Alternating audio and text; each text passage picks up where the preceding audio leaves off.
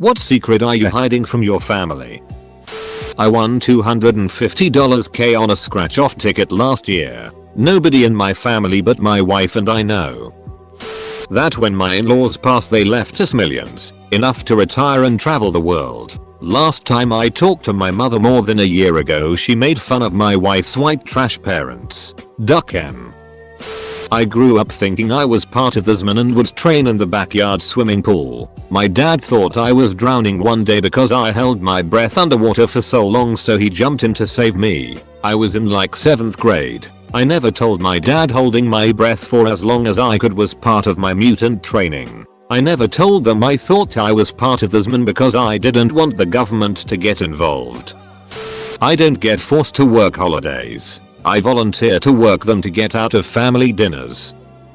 I dated a girl. Found out she was legitimately a psychopath and had been determined to be a psychopath by a psychologist. She ducked my head up really bad and left me suicidal for several months. I was close to suicide but I decided there were things I wanted to do before I die. And one of them was buy a sailboat and go on a long sailing trip. So I decided I would do that first. And if I still wanted to kill myself afterwards, I could do it then. I bought the boat in another state and sailed it to my home state over several hundred miles. And I don't want to kill myself anymore.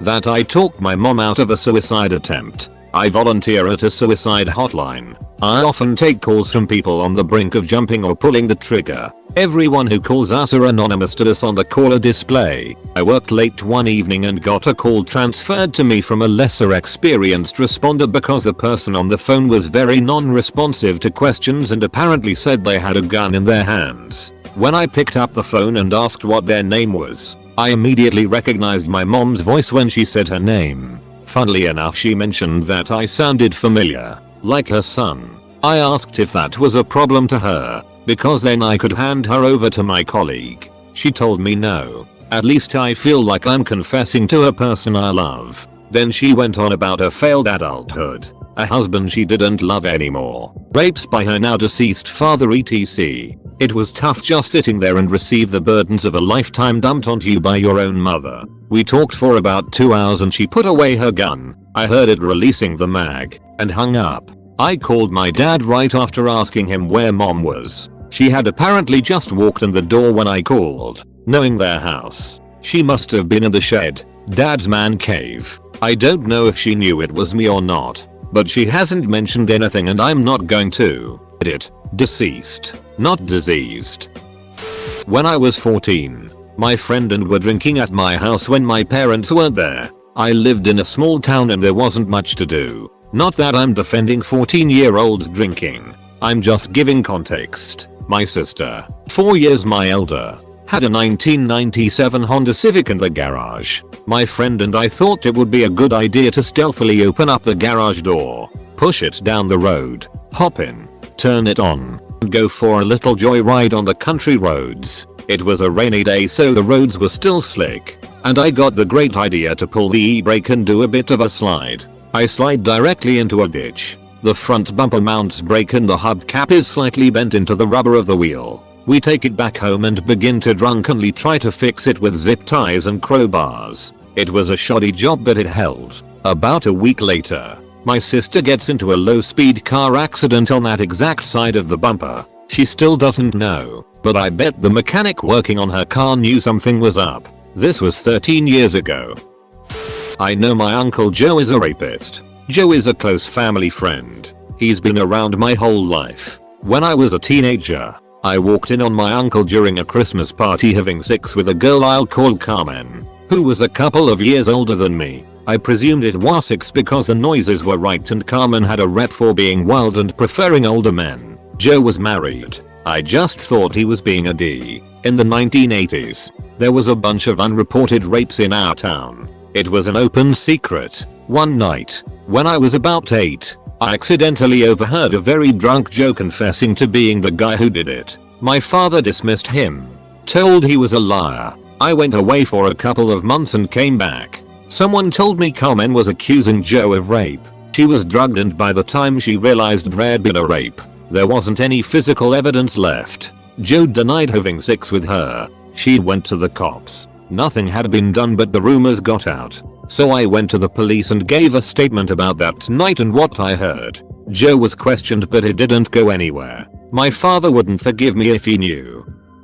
I met my biological father and he is a lot like me. I've been forbidden from ever meeting the man since I was little. Donated sperm to multiple lesbian couples. Through private arrangement in the home, not through clinics. I have 3 kids and 3 more on the way.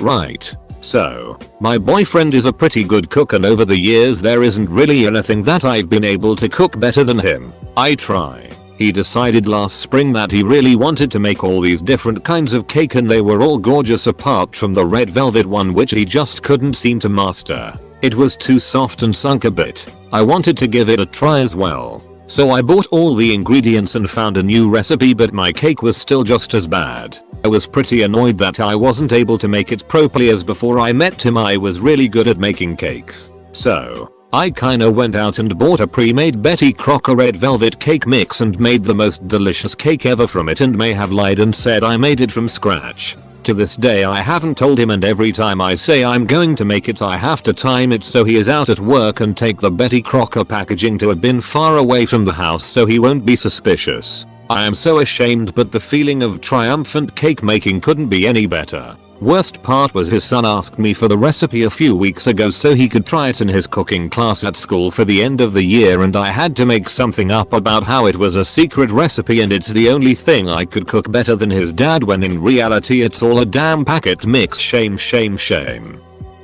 A year ago, we got a new, massive wood dining table, which cost around $3,000. On the first day of ownership, I knocked over a glass of wine. The table was intended to get a blanket, but this was before there was a blanket on it. In panic, I cleaned it with a cotton cloth. Turns out, there was some sand or something on the cloth, left nasty scratches on the table. I covered it up with a blanket immediately. No one saw it. A few days later I ordered a rubber cover to put it under the tablecloth. Told my parents this would protect the table if someone knocks a glass of wine. They didn't notice because the rubber cover never gets removed. Only the tablecloth. How much I earn a month? I love my family but they love my money and I really don't earn that much to begin with. Not my family, friends. When I was 13 my best friend and I were at his sister's condo. We had to babysit his niece who was 5. We went to the complex pool and did normal kids stuff. The niece had water wings on and we were doing general pool grab bass stuff like jumping in, trying to flip, etc. The girl at some point had slipped out of her water wings. I looked over and saw an image that will be with me until I die. 2 yellow water wings floating on the water, and the girl 2-3 feet down, motionless, arms and legs hanging effortlessly, blonde hair spread out. My friend just screamed and froze. I had jumped in a pool to swim to her but don't remember deciding to do it. I was just moving. I came up under her and pushed her up. I had no thought, plan or clue. Just did. I pushed her out of the water and the force of my hand on her stomach pushed water out of her lungs. I got her to the side and my friend pulled her out. She coughed and started crying. My friend was afraid he'd get in trouble so we never spoke of it. The girl was too young and didn't say or recall. Now she's in her early 40s with 2 kids. Nobody knows it happened. Anyone doing the math? Yeah, I'm an old dude. My mum is more or less a non-practicing Muslim. She doesn't care that I'm queer or that I sleep around. But she'd lose her head if she knew how much I like bacon. My parents think I graduated college. Every time I try to tell them the truth, they tell me how proud they are of me. I feel guilty so I just play along. When I was doing my undergraduate degree, I worked as a prostitute for several months. I did not really need the money. I had a decent scholarship. I wanted the experience. I worked out of a legal brothel. I gave up when I got bored with it. They haven't seen me since I was a kid. They don't know I'm covered in tattoos now. It's fairly minor I guess nowadays. But I still reckon my mom would throw a fit. That I have no intentions of having a child and continuing our ducked up genealogy. They would be so sad if they knew. My mom especially would be disappointed. That I smoke pot all day every day and they frequently use me as an example of what you can be like if you aren't a stoner. I was sexually manipulated and assaulted by 2 of my babysitters when I was 6-8 years old. Has been a secret all this while, and that's the way it's gonna stay. How much I actually hate them for how they treated my mom and I when she was dying from cancer. I was the one who took care of her while they berated me and were rude as hell to my mom when she made my nephew and I executors of her will. Instead of them, they slandered me up and down and yelled at my mom for allowing me to make decisions for her. I had power of attorney. It was so bad that she had me help her make a video to tell them to stop being assholes to her and had me post it on Facebook. They did absolutely nothing to help her while she was dying. It was me, my nephew, Belly, and mom's best friend who took care of her. They put mom through so much more than what she was already going through. I don't know if I'll ever be able to face them without wanting to throat punch them. Nice try, CNN. I'm not giving you guys any ammunition. I don't think I'm very good at my job. They're the only reason I wake up every day. That when my mother-in-law passes, she is leaving my wife nearly $1 million in gold and silver, and that we have a safe with half the valuables in it. Not that my family, brothers, mother, father, etc. are thieves or anything. I just don't want them to suddenly start hanging around more and acting different. We grew up very poor and they might not know how to handle it. I don't want my wife resenting them thinking they will be trying to get some. She likes them fine now. I don't see any need to change that. I'm depressed because I'm lazy. I'm lazy because I'm depressed. My family thinks I proposed to my wife at a fancy dinner. In reality, we were at a music festival coming down off MDMA at 6 AM. The sun was coming up. It was beautiful and just the perfect moment. Excuse me while I log into my other account. I suffered from recurrent pregnancy loss before having my daughter. They knew I had a miscarriage, but not that I had many. I think it's just too painful.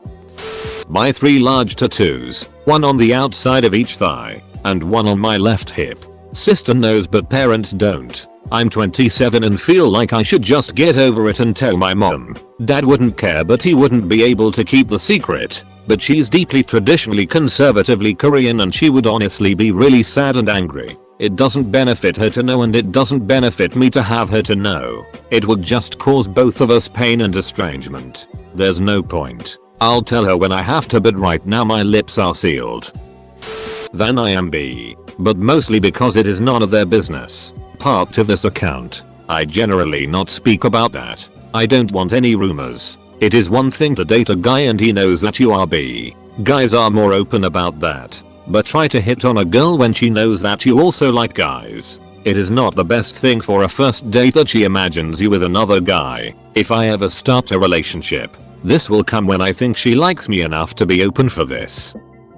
Currently hiding from my grandparents that I'll be taking my fiance's last name when we get married. My mom suggested I should wait until after the wedding to tell them, or else my grandpa might get upset and not go, then regret not going after the fact. I was engaged once before and mentioned to them that time that I wanted to change to the original spelling of our name and they didn't seem thrilled. And even after that relationship dissolved, it was brought up frequently. And my current fiancé and I got engaged. They joked that I had been penciled into the will pending what my last name turned out to be. That really pissed me off because it felt like they were trying to buy me. I don't care if I'm in the will, I just want a good relationship with them. Getting an inheritance comes at too great of a cost. Their lives. I do hope they don't write me out just because I don't want my last memory of them being that they wanted to tell me duck you from beyond the grave. All will be well in the end. As long as I'm married to my beautiful fiancée, I'll be happy. Reasons for those curious. I've hated my last name for as long as I can remember.